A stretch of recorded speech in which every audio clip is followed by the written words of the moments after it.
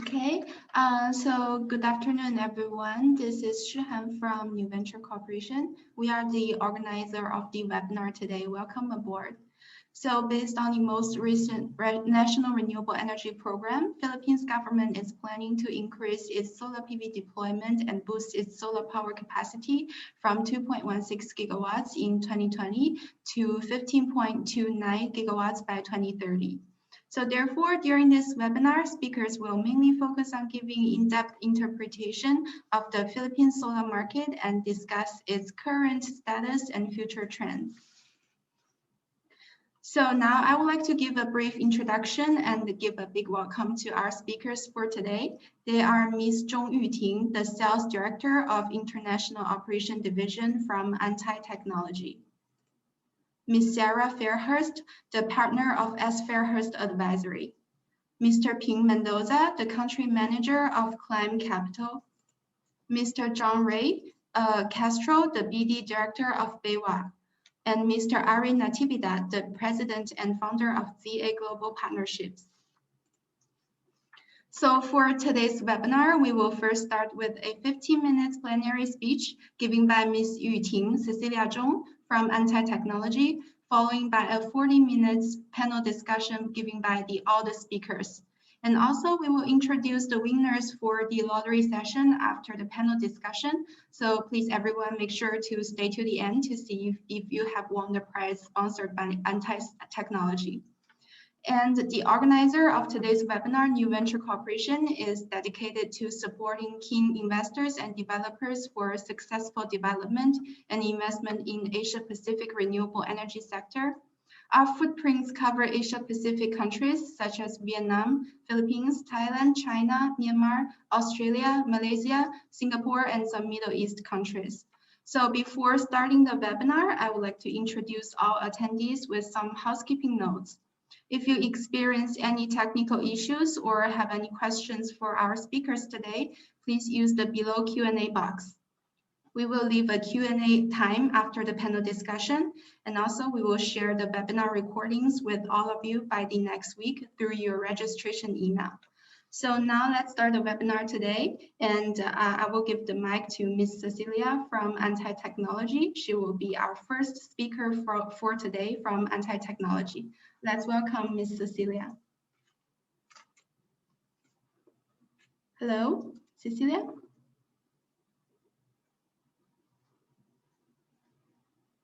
Hello?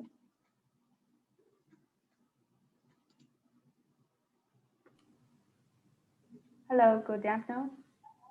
Okay, yeah, you can share your screen now. Yeah, sure.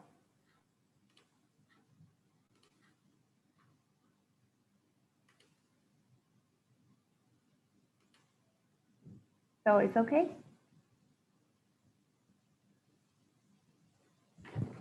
Can you see my screen?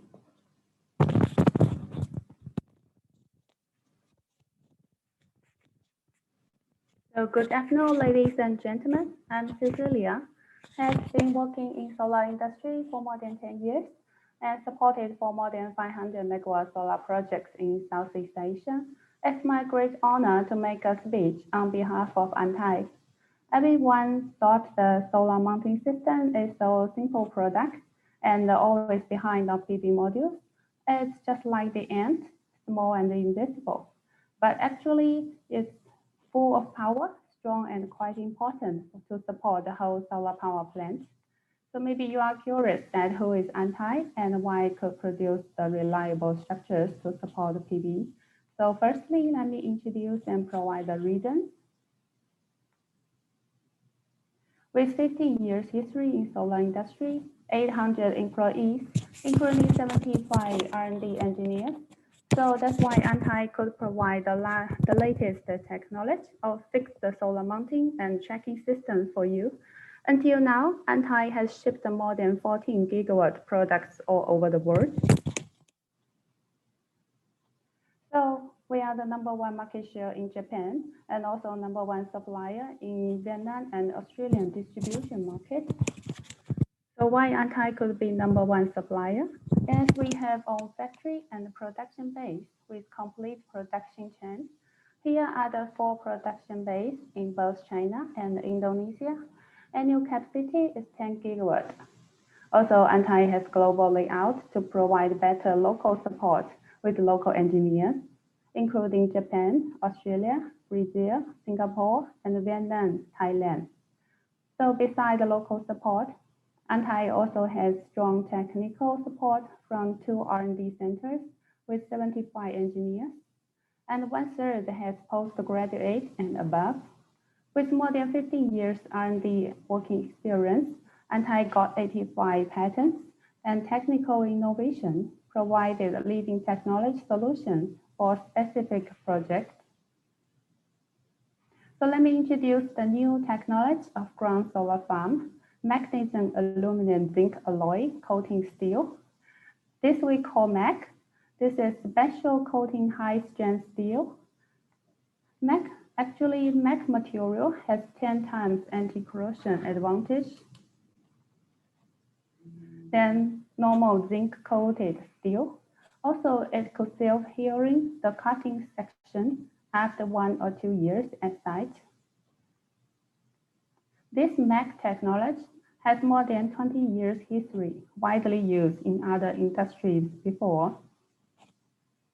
You can see that from Japan to Korea and India, many companies are already developed for more than 20 years and commercialized.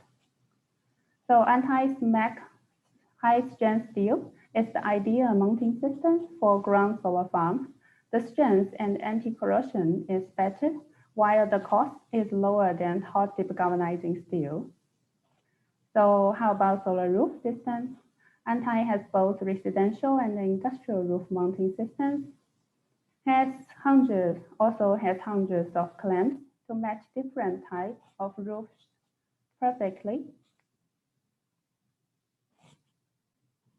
So do you know how to produce solar mounting systems? Here are the photos of Antai's own aluminum factory, including the ingot melting, extrusion, agent, anodization, and pre-assembly. So we can control the quality from the beginning to the end. And Antai's own aluminum factory has developed high-performance aluminum alloy with special casting formula. You can see that our aluminum material, T6, is 20% higher strength than others and much higher than the national standard. Not only the fixed mounting system, also the tracking system of Antai. Like our brand name, and Spirit with AI technology, we have own monitoring software and also have the AI weather warning. It can be automatically control your tracking system, so it is very easy for clients to do operation and maintenance in the future. Our R&D team has software experts and 3 software copyrights. Antai got 68 certifications, including CPP, UL, TOV, and DNV. So Antai's single axis tracker approved by the US CPP wind tunnel test, including the static structure, instability, dynamic analysis. Especially Antai used 2.6 large size PV panel for this CPP test. Make sure that our tracker with the large PV module are reliable and stable under strong wind. Why Antai developed the multi-drive solution? As you can see, the left side pictures are multi-drive system under strong wind, and the right side are the pictures that single drive system. This is the traditional design. So obviously, the multi-drive system could keep the stable and reduce twist for whole row PV modules. Antai has 4 types of tracking system. This is for one portrait PV. The actuator drive system is the most cost-effective for large-scale solar farms. And this is also one portrait with slewing drive centralized solution. We have the patent single slew drive design. to protect the tube. And this is two-portrait system. It's the best match for bifacial PV modules. You can see that we reduce the backside shadow as much as possible. Also, we got the pattern design for the purling. This is another two-portrait system with patented trial through drive design, also suitable for the bifacial modules. So here, let me share some project photos for you.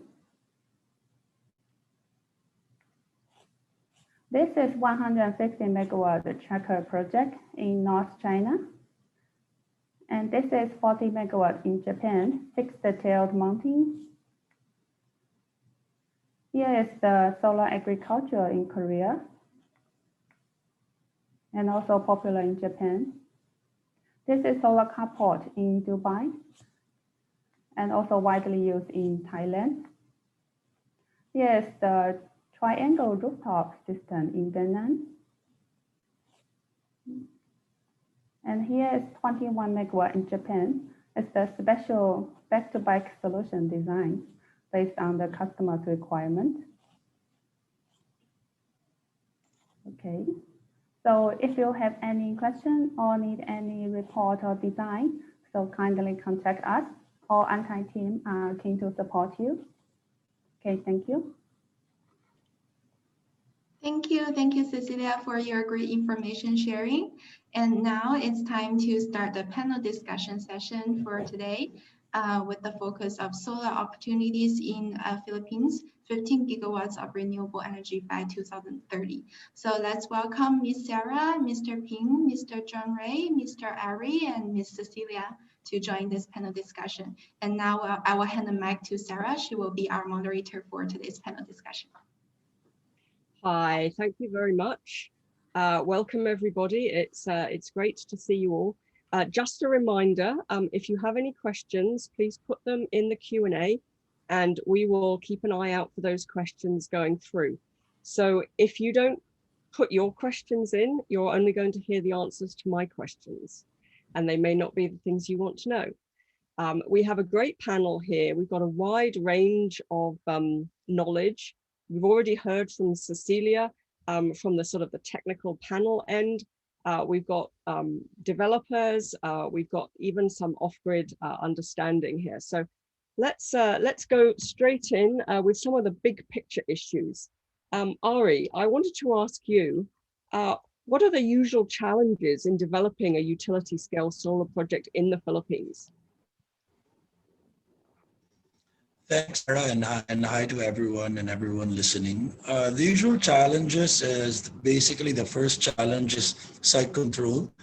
There is a new law for the service contracts now in the Philippines wherein you have to get possessory rights for the site. So it's different from, let's say, 2 or 3 years ago or during the feed-in tariff.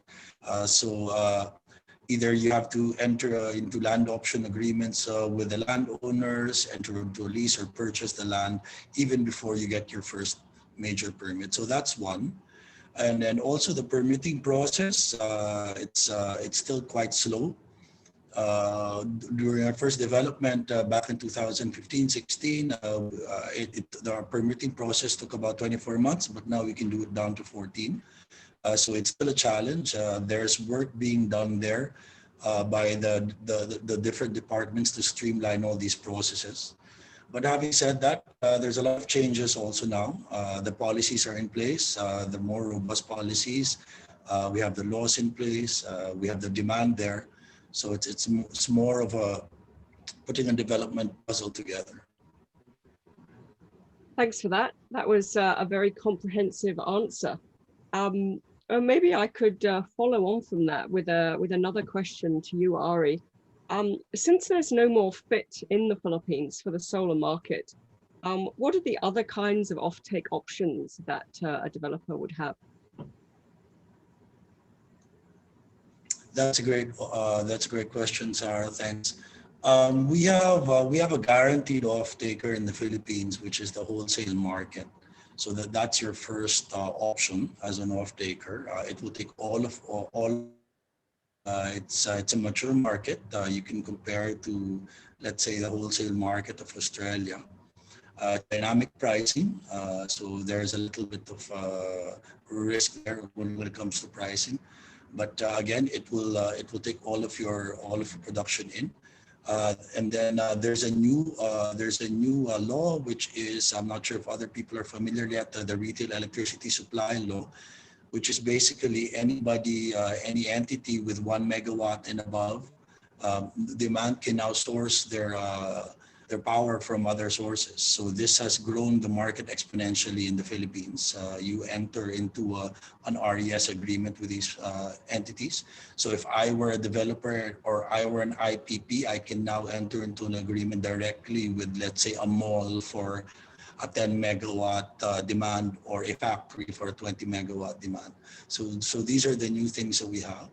And besides that, we also have the DUs, the distribution utilities and electric cooperatives. We have about 120 of them. So it depends on your location in the Philippines, where your site is. There's always a DU nearby. In Luzon, Meralco is still the gold standard for DUs. But from all those options, a developer can be secure that they will get a PPA in the market. Thanks, Ari. I think actually it's smaller than 1 megawatt now. I believe it may actually have fallen to 500 kilowatts already by now. Yeah, that's correct. Yeah, that's correct. Yes, and we also have things like the renewable portfolio standard and the green energy option. Does anyone else want to comment on those two things? Wave your hand if you want to comment on those. Junrei, you look like you're wanting to say something. I was just about to say on the RPS, of course, as you know, Sarah, there has been some delays on the implementation because of the pandemic, which has impacted the implementation of that.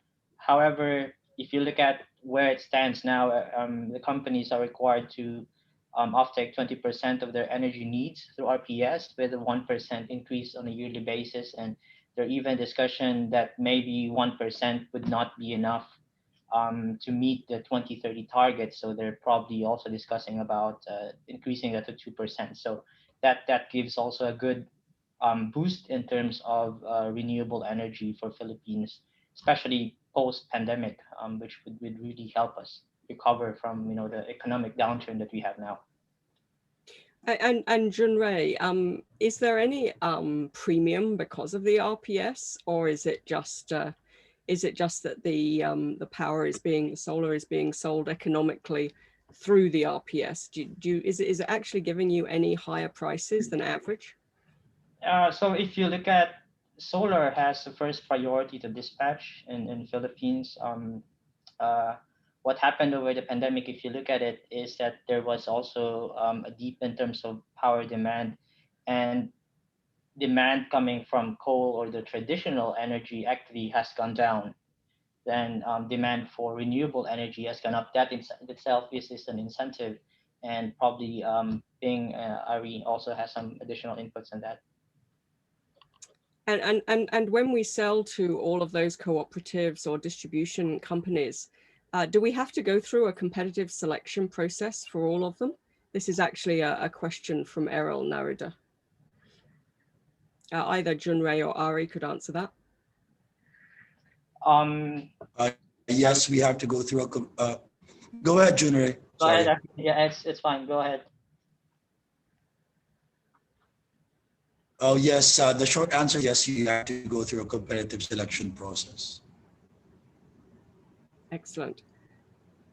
And the RPS requirement in the Philippines will also be competitively sold via an auction.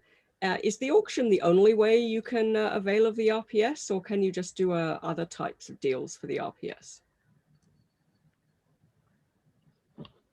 You can do your own individual deals. Go ahead, Ping. Yeah, Ping, why don't you go? Yeah, sure. Just giving perspective, for context, I was part of that group in the NREB where we were crafting the rules. So the RPS is actually more on the buyer side, mandating the market participants when they procure the energy, right? So how it works is you're incentivizing them either through that enforcement of a minimum requirement in terms of RE share of their energy mix, So the two ways that it helps RE would be setting that floor of demand, but also if there's like, say an IPP or an RE plant that's producing in excess of their PPAs or their offtake agreements, they produce what's called RECs or like RE certificates, which should be a tradable instrument, wherein you're incentivized to produce as much RE as you can through your developments, and then the mandated participants are able to comply with RPS through either purchasing of the power through a physical contract or trading those certificates. So that's sort of like an added incentive to make a more robust market mechanism. Excellent. So sticking with sort of some big picture issues, Junrei, how has the pandemic impacted the renewable sector? You mentioned a couple of things before. Is there any other things that the pandemic has impacted? You're on mute, Junrei.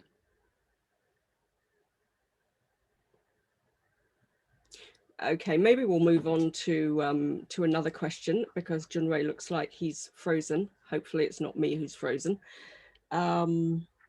Celia, in your view, Yes. what's the future opportunity for investment, C&I rooftop or residential rooftop? Do you think that the Philippine residential rooftop in the future will be the same as other markets, such as the Australian market?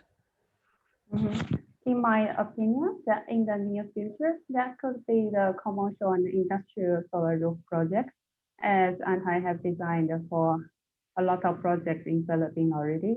And of course, that one C&I rooftop will be easier for the investment and could get better IR. But for the long term in the future, for residential solar roof, that mostly depends on their electrical bill. So I'm not sure about the electric fee will be the same as other countries like Australia so high.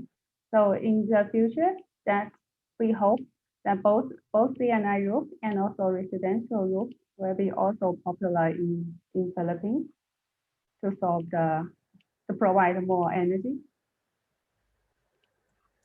Lovely. Thank you, Cecilia. So moving on, let's move into finance now.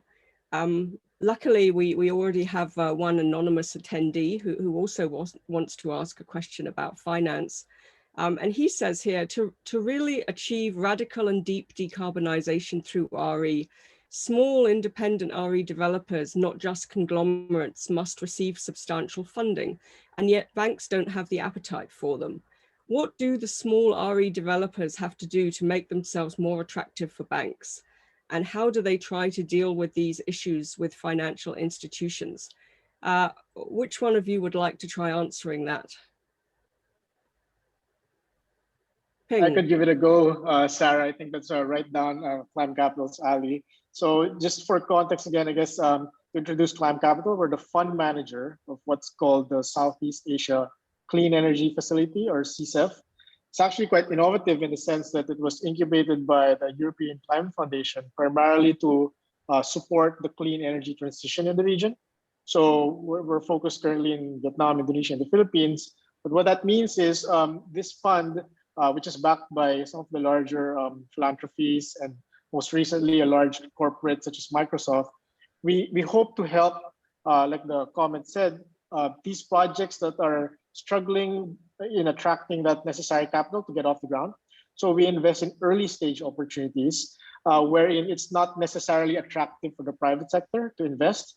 We hope to aid these projects, come from an earlier stage and de-risk it towards a stage where the private sector can then come in and then bring in the necessary capital to maybe construct or scale out the businesses. Because we do also invest not only in large projects, but also in platforms or like businesses. So to answer maybe that question, there's that one aspect where CCEF can potentially help, credible developers that have good projects, but may need assistance in, getting that first step towards a more commercial stage. But also you would notice a bigger trend that, sustainable financing, there's a lot of green bonds coming in, that they're going to increasingly look into sort of like a total package from developers. And you don't necessarily have to be a a large conglomerate that can leverage your brand or balance sheet. So it's exciting, but also, it's very new. So I think there's a reason to hope, I guess. Yeah, it was interesting. About 18 months ago, I worked on a project with the World Bank, IFC, where they were looking at the barriers to financing in the Philippines for rooftop solar. And certainly education of the banks and everybody was one aspect which we came out with, and also trust. So individual players, seeing these things being well done, engenders trust in the sector, which again, makes, I think, financing for smaller projects more available.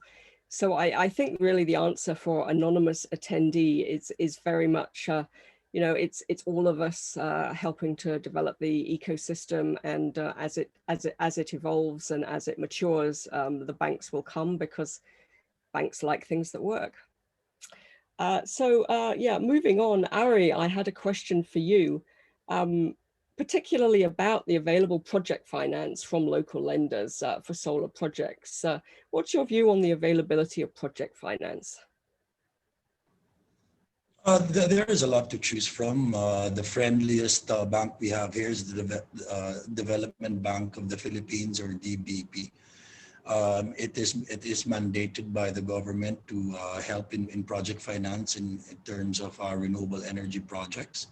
And then you also have your large private banks like BDO, China Bank, and BPI. So project finance is available. The usual standard is about 70-30 split. You should have a PPA, you should have all your permits ready for project finance. And there is also refinance as well. So if you want to build your project on your balance sheet, you can refinance with those banks as well and get some of your equity back. Great, thanks for that, Ari. We've got a few questions coming back to the RPS and the auction rules. So Risky Wirawan Pratma wants to know whether there's any update on the auction rules. Are we still on track for an announcement this May or June? Ping, do you know the answer to that? You said you'd worked on some of these committees. Yeah, so I remember a webinar recently where Attorney Mona, the current chair of the NREB, articulated sort of how that's going to play out. And also, this is something that's, I think the administration is very keen to push out, noting the June target in mind, right? So one insight that I gathered from that is, I think there's a priority in terms of like that auction process this June. They're intending for it to be in terms of batches, where in some of the more either later stage projects or stranded fit plants get to have some level of priority for that auction. But the idea is, as you continuously roll out batches for the auction, you're crowding in RPS demand through that auction, as people are not yet, I guess, acclimated to the RPS mechanisms, right? Or at least, or the REC market isn't as robust yet. So it's sort of like aggregating that RPS requirement for developers. Excellent, thanks for that answer. And we're also here looking at Mindanao. We have a question from Chris Starling saying, how do you expect the launch of the retail market ARCOA in Mindanao once the WESM is ready to play out with regards for opportunities for solar and other renewables? Do you expect Mindanao to benefit from disproportionately from renewables compared to the rest of the Philippines? Any of you wish to grab that one as a question? Yeah, I think Mindanao is a very untapped market in the Philippines, and yes, the ARCO rules will help, especially when the wholesale market is there. So right now they're still connecting the national grid over there from Visayas to Mindanao, but it is an untapped market. There's a lot of both commercial and industrial, and then you can do utility scale over there as well. And there's a lot of storage, energy storage opportunities there as well. So definitely when the infrastructure is in place, yes, I think it's going to be a robust market. So we should all be keeping our eye on Mindanao. Thanks for that, Ari.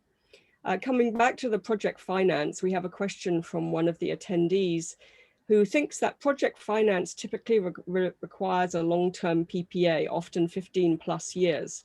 Selling electricity on an exchange wholesale spot market would not be sufficient for project financing lenders. So I think that the question here is, do developers rely primarily on private PPAs for project finance? Or I mean, not too many corporations are going to want to enter into such long-term PPAs. Do you think we'll be able to get project finance for shorter PPAs, like 5, 7, or 10 years at the most? Ari, I'll throw that one over to you. Yeah, I think the shortest time that banks would allow is probably 10 years, and it has to be a competitive tariff as well, or you can guarantee it from there. Yes, the question is correct in assuming that you will have a hard time getting project finance if you're only just connecting to a merchant market or fully merchant project, but you can mix it up. So let's say you have a 20 megawatt power plant, and then you have a 10 megawatt PPA, and then the other half is still merchant. Then you can still go to the bank, and it probably won't be a 70-30, but more of like a 60-40 or a 50-50 from there on. But the banks are pretty open here, so it's really a matter of discussing with them. Excellent. That's very helpful. Somebody else has asked, with the presence of the wholesale market, retail liberalization and options to secure private off-takers and the RPS, why has renewable development, especially solar and wind, not really taken off in the Philippines? I'm not sure I actually personally agree with the statement not really taken off, because I actually think it is in the process of taking off. But maybe each of our attendees here can answer that question. I'll start with you, Ping. Okay, well, I guess we also want to remember how the permitting process back then, I think Ari mentioned this a while ago in terms of service contracts, where there was reform needed to prevent sort of like holding service contracts with no follow through in actually constructing these plants. So this was a process that took a couple of years after the FIT ended. And I think just before the pandemic hit, there were these key improvements in terms of like, that service contract rules, as well as maybe the virtual one-stop shop of the DOE, where it facilitates the permitting administratively, at least for projects. So I guess I'll stop there and maybe let others chime in. Junrei, how about you? Do you have some comments on this? Yeah, sorry, by the way, I got disconnected a while ago, but yeah, I think if you look at Philippines, we're moving ahead. There are challenges, as what Ping and Ari also mentioned earlier on the permitting, but I think there are a few key things which would even help the industry to move forward. I think if you look at the RPS, that's a good thing to have. I think being able to produce energy and also sell it virtually, if you look at countries like Singapore, for example, who's able to virtually buy power from Malaysia, that's a great example. And there are certain issues that we have to do as well on the wheeling charges that really push the cost up. Secondly, I think opening the market towards foreign investors would also help the market move forward. We still have this 60-40 rule. I know that there's a bill pending in the Senate to to be approved to open the foreign investment to come in. But I think that would really change the industry as well. There are great examples around Philippines. You have Vietnam who had significantly increased their generation from solar. We've started on the same path. There was a delay after the FIT has ended, but there are still a lot of other options besides just the subsidies as well. We also have to look at, for example, the advent of energy storage, how that fits into the Philippine Energy Development Plan. All that stuff, I guess, adds to potential growth in the Philippines. Yes, there are challenges we're moving, but we're on the right track. Thanks, Junrei. Was there anything you wanted to add to that, Ari?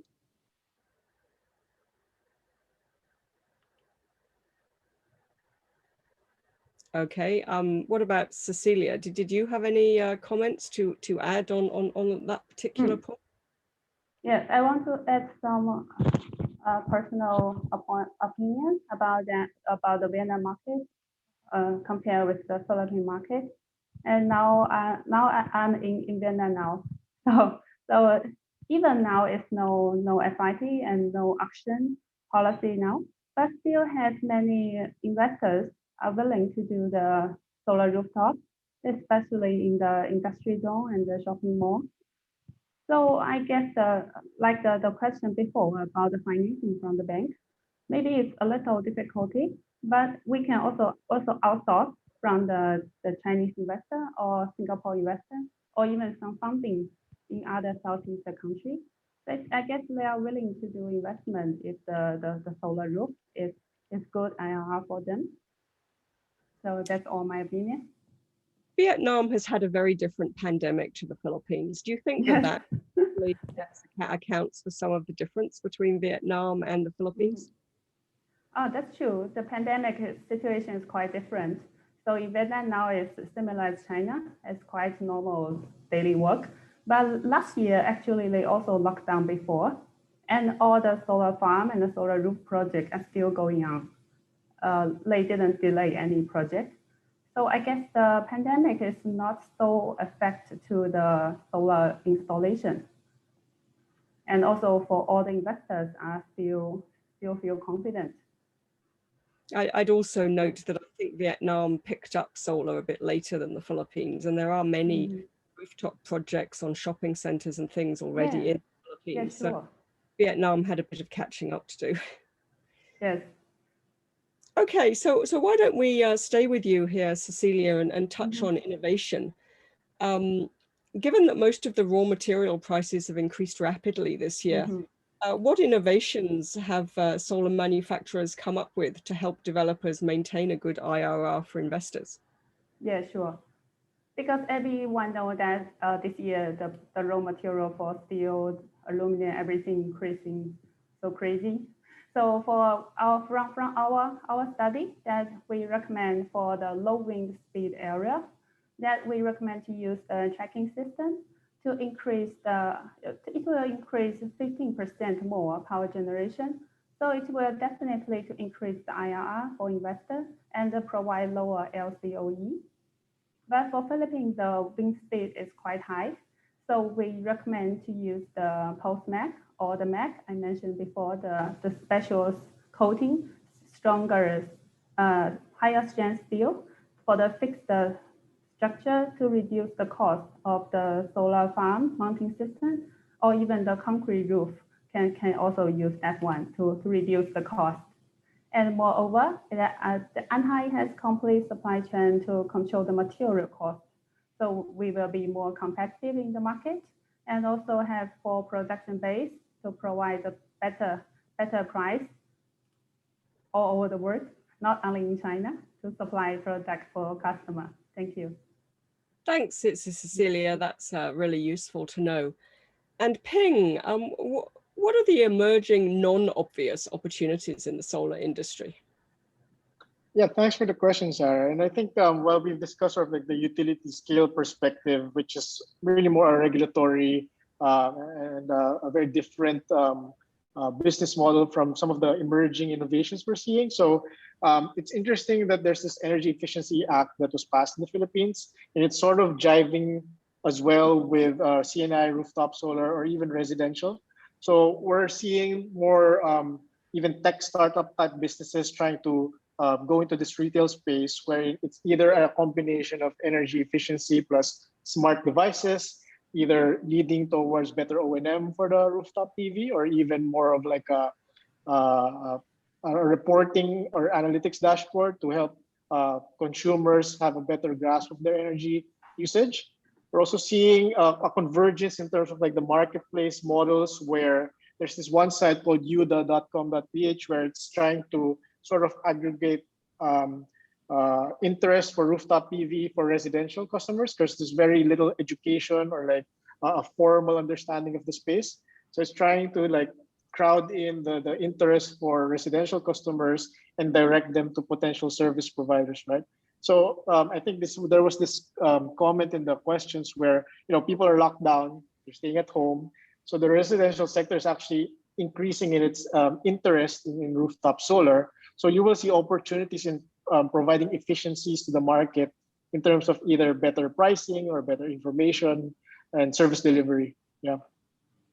So I think this leads into another question from one of the attendees. Can having too much solar in the energy mix be a problem, particularly given the intermittency? So how long before large-scale batteries become a viable option? Ping, can you think about the answer to that? And I'm going to come to Junrei also for that same question in a moment. Ping, go first. Sure. And right now, we've only really seen the San Miguel group really lead that battery storage capacity in the Philippines, right, as a complement to their assets. But what we're seeing in terms of the battery space is initially there was interest in like working with the cooperatives to improve their power quality. But what we will increasingly look into is how the regulators actually define energy storage, because the conversations we're having is they're not sure, or the developers are not sure, how to handle that question mark, wherein they know the economics are improving. There's keen interest from investors, or even the grid itself will benefit from it.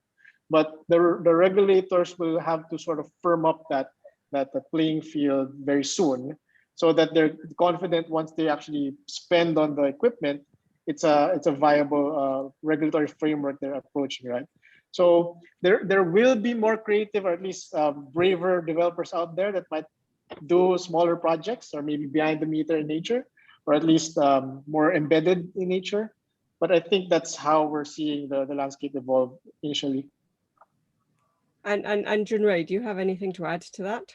Yeah, I just wanted to add as well, if you look at the energy storage cost, the technology has improved significantly over the past years. The cost has also decreased, and we're projecting that cost will continually increase. And same as with other technology, the more it penetrates the market, it becomes more competitive.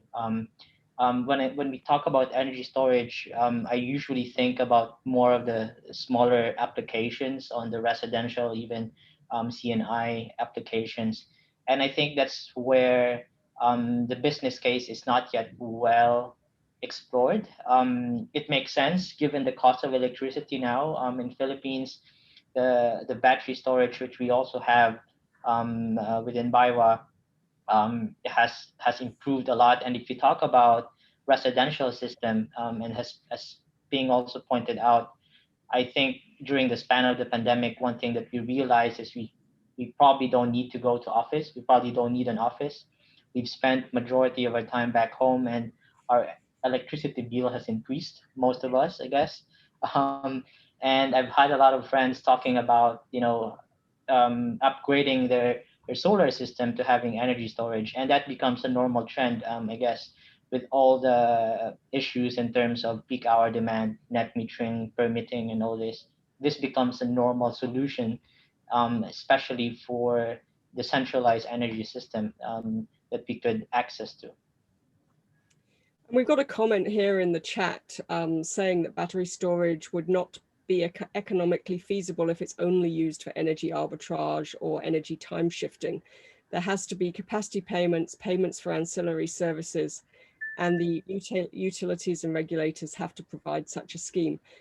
Certainly, I know that battery for ancillary services is something that there are players actively looking at in Visayas, which is a place that has less hydro and thus has quite a lot of solar, and has quite a need for ancillary services. So I think there are some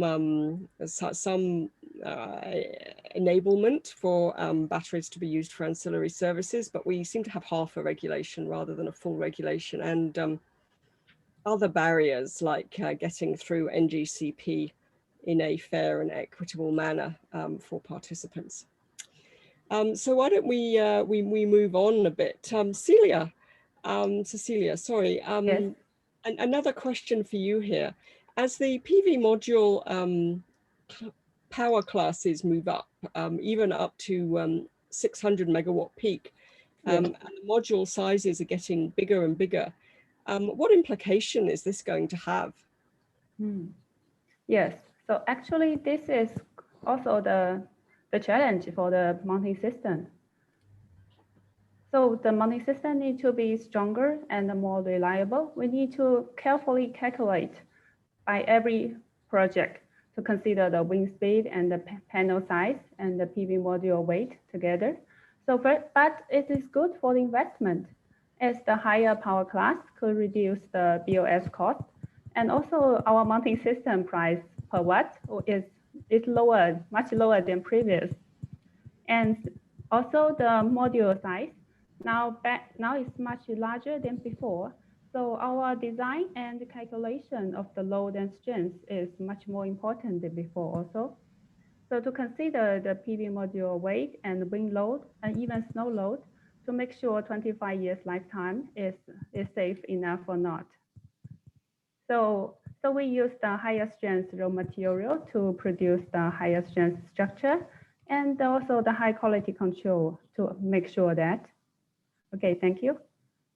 Thank you very much. I'm sure people are very interested in actually getting those mountings. Yeah, thank you.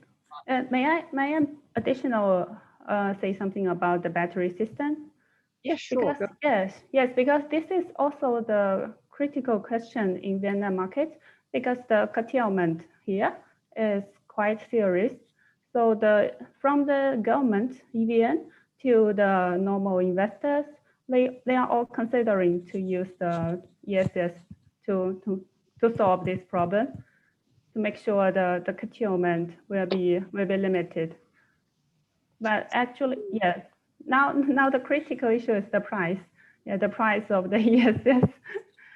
So some investor that if they combine with the whole ESS system, then their investment return period will become from 4 years, 5 years will be much longer. But some investors still willing to do, and others want to wait for 1 year or 2 years until the price is much more commercial. Thank you.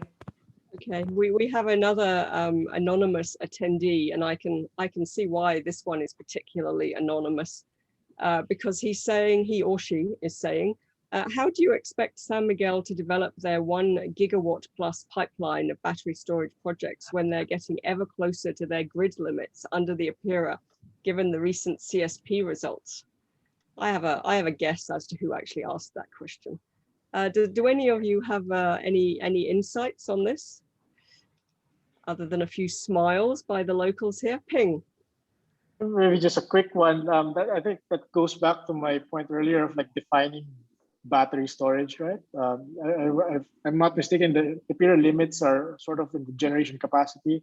So if you're able to find a way for storage to play a different role, not applying that limit, that may be a way. But again, that I guess is some clarity we're also requiring. Yeah, I would say that in my mind, a battery storage project is definitely a competitor as well as a complement to generation projects, depending on which minute you're looking at any particular point in time. Okay, anonymous attendee, you got a reasonably good answer there. Let's go to someone who isn't anonymous. Jofrid Tumail is interested in when is the right timing to talk to potential power off-takers in the Philippines and secure them? Is it after getting the DOE operating contract, or do you need to have solar farm in operation for us to secure the off-takers? And this is complemented by another question that I saw, that somebody says they have been informed that in order to participate in the RE auctions, the project has to be in operation. Isn't that a catch-22? Project financing is needed for construction, but doesn't the project financing require the PPA to win the auction? So who would like to pick up that particular timing conundrum? And maybe it's all about equity first and debt later. Ari, go for it. Yeah, so I'll answer the first question. You want to talk to the off-taker as soon as you get your service contract. That's the first thing they'll probably ask you of, and you want to set a timeline until you get to finish your project. And you want to do this in stages. You don't have to sign a full-blown PPA right away. You can get some sort of good LOI or commitment and and you can bring that to the bank as early as possible, and then that LOI converts into a memorandum of agreement, then a PPA later on. So you can do it in stages, but you want to do it as early as possible. And this is not just for the banks, but also if you are talking to outside investors or even local investors who may be interested in your project. Thanks, Ari. I'm going to come to you, Junrei, now, because you do appear to be connected at the moment. And let's touch on, we've done utility scale and rooftop. What about distributed solar? So in your view, how does distributed solar fit into the RE plans of the Philippines? Yeah, and I apologize again, my connection is not stable for whatever reason. It really happened now. Yeah, so maybe I step back a little bit. On distributed generation, as the name implies, it's a decentralized power system where power is generated or consumed locally or near where the consumer is, could either be utility or privately owned. Um, if you look at Philippines, we are a fragmented country. We have too many islands, and it still remains as a major constraint for us in terms of strengthening our transmission and distribution infrastructure. And that probably is a limitation that is felt more by the 5% of the population who still don't have access to electricity.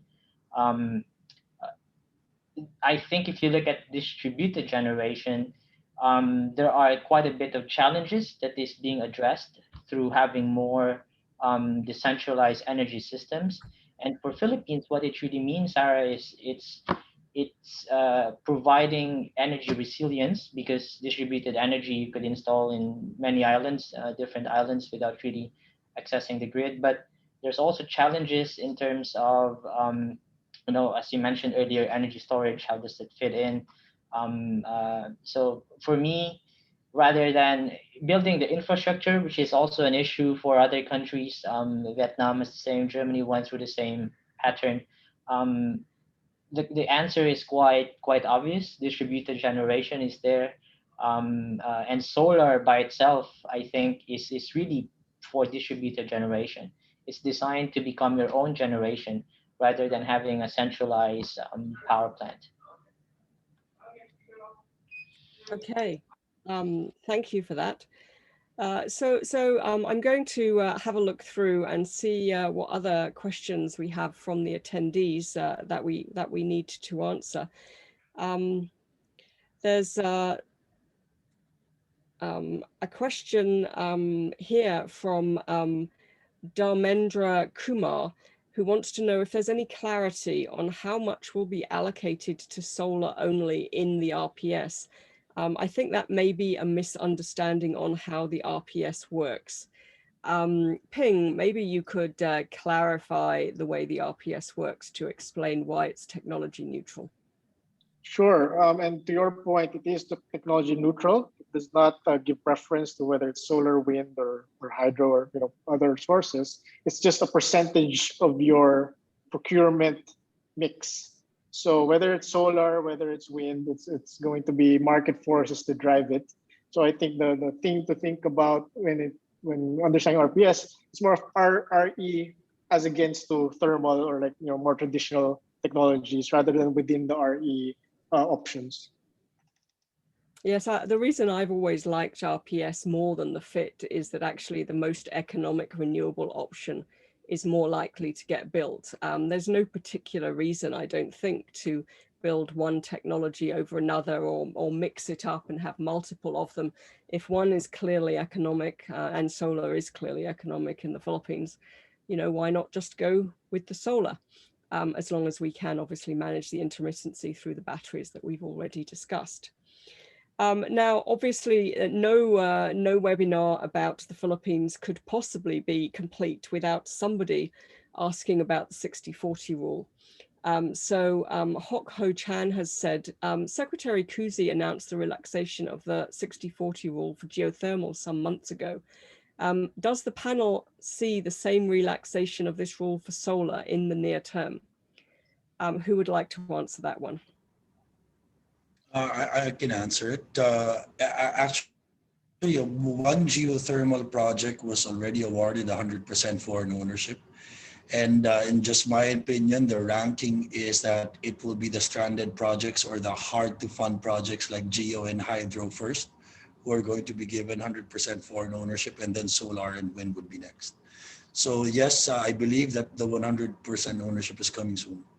Hopefully sooner than later, because it's been a roadblock for a lot of FDIs in the Philippines. It's been a roadblock for as long as I've been looking at this market, which is Yeah, that's true. yeah, exactly. So what else do we have left? Yes, do you think that local IPPs like San Miguel, Aboitiz, MGen have sufficient competencies and are sophisticated enough to develop viable battery storage platforms, or are they better off partnering with credible players? This is also an anonymous question. So who is brave enough to try answering this question? But maybe I could take a stab at it, and you would notice that the more recent battery storage news, when Aboitiz partnered with Wärtsilä. So I don't think there is a hesitation to partner from these players, and I think there's a clear signal that battery is going to be a big thing, and it's finding which party will play a role in getting it there, right? So I don't think the question is really whether they have the competencies. It's sort of how they go about their learning and then developing that capability moving forward. So yeah, I guess the question is, going back to my point earlier in terms of defining how that battery energy storage regulation picture clarifies, players will find either a good way to partner or like understand what they bring to the ecosystem, right? And then hopefully, through webinars like these or like a close industry communication would help facilitate that ecosystem. Great. Anybody have any other comments on that? Yeah, I just wanted to add as well, Sarah, if similar to any other technology, I think there's always this phase of ramp up and understanding that needs to be done. And I think we, specifically in battery, all other countries has done the same. Australia has spent quite some time to really put regulations in place for battery storage. And I think Philippines will go through the same process. So there will definitely be partnership learning from other people who has implemented that, and how does that apply to Philippines. It's a more complex technology, I would say, considering the grid and all this. So we will get there. It's not yet there. We're starting, but I'm very optimistic that that is also addressing a lot of the issues we have on the grid. Great. So we're coming up to the end of our session now, but we have a great question from Mark Hutchinson. Thanks, Mark. The panelists sound optimistic. Can you please ask them how many megawatts of solar of all types will be installed by 2030? So I think this is a lovely one where each of you can poke your finger in the air and give us your guess. So Cecilia, what's your view? How many megawatts of solar of all types will be installed by 2030 in the Philippines? Yes. In my personal view, that it will be more than 20 gigawatts by 2030. Excellent. We've had one stab at more than 20 gigawatts. Ari, what's your view? I would think it would be around just 8 to 10. And Ping? Well, the title of our panel is 15 gigawatts, so I think that's a sound figure to stick with. And Junrei? I have to say, Sarah, that if I could answer the question accurately, then I'll be a billionaire, I guess, by then. So I don't want to put a figure, but if you look at Philippines, the economy is growing. We're moving towards industrialization. The supply of power that we have is still lacking. You'd probably hear in the news that we're sometimes hitting the yellow or the red line in terms of power supply. It will grow. 15 gigawatts as per the webinar title, I think, could be more depending on how fast we grow. But to answer your question, it will definitely grow. We have more needs for power as we grow as an economy. and renewable is the easiest answer to that. I'm going to put my hat in the ring here and say I think I'm more in Ari's ballpark of 10 to 15 gigawatts. But let's hope that he and I are wrong and we go all the way up to Cecilia's 20 gigawatts. It's certainly possible, particularly if we're looking at all types of solar, the rooftop, the distributed, and the utility scale. It's a great market to be in. I make it 4 o'clock now, so I think we have some kind of a lottery. Thank you everyone for joining and for the panelists. It's been a great discussion. Thank you. Thank you, Sarah. Thanks, everyone. Thank you, everyone. Thank you, everyone, for giving us such a great discussion and the information sharing. And this is such an exciting panel discussion. And now let's move on to the lottery session. And hold on, let me share my screen really quick. So here, the gift cards winner for today are Marcus from Mainstream Renewable Power, Rizaldi from TBEA, Janelli from NG Southeast Asia, Rodelio from IBBO GT Philippines, Pedro from Henrik Capital, Alberto from Basic Energy Corp, Kids from IFC, Daisy Tra from Berkeley Energy, Jamie from Ateneo and Albert from Wireless Electromechanical. Congratulations to all the winners.